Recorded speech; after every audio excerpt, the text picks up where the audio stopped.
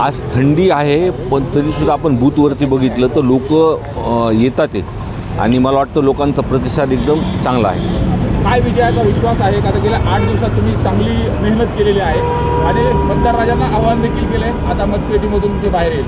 गेल्या 8 दिवसापासून नाही, पण निवडणूक विधानसभेची झाल्यानंतर वर्षभरापासून आम्ही रस्त्यावरती आहे आणि जिथं जिथं आम्ही बैठका सभा जिथं घेतल्यात त्याच्यामध्ये सर्व लोकांचा प्रतिसाद एकदम चांगला आहे. रात्री बीड शहरामध्ये पैसे वाटप केल्याचे देखील प्रकार समोर आले आणि या संदर्भात तक्रार देखील करण्यात आली आहे आणि पैसे वाटणाऱ्यांकडे एका विशिष्ट पक्षाचे देखील आढळून आले. मला काल पण तो व्हिडिओ पण माझ्याकडे आलेला आहे. त्या संदर्भातलं मी प्रशासनाला ह्या संदर्भातलं बोललेलो पण आहे तिथे मी, आणि प्रशासनाने दखल घेतली की नाही आत्ता मला कळेल.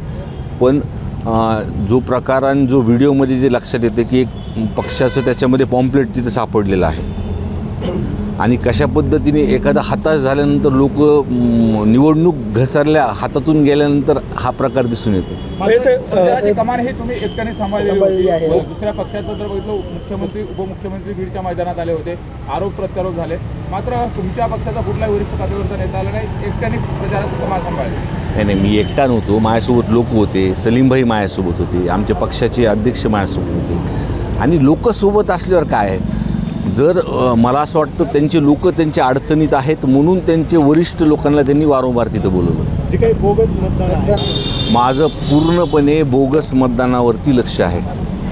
ज्या कर्मचाऱ्यांनी ते जे मतदान जिल्ह्याभरातून जे काय गावातून बोगस मतदान त्याची यादीसुद्धा तयार आहे. म्हणून माझी जे बोगस मतदार आहेत त्यांना विनंती आहे की तुम्ही काळजी घ्या बीड शहरामध्ये येताना.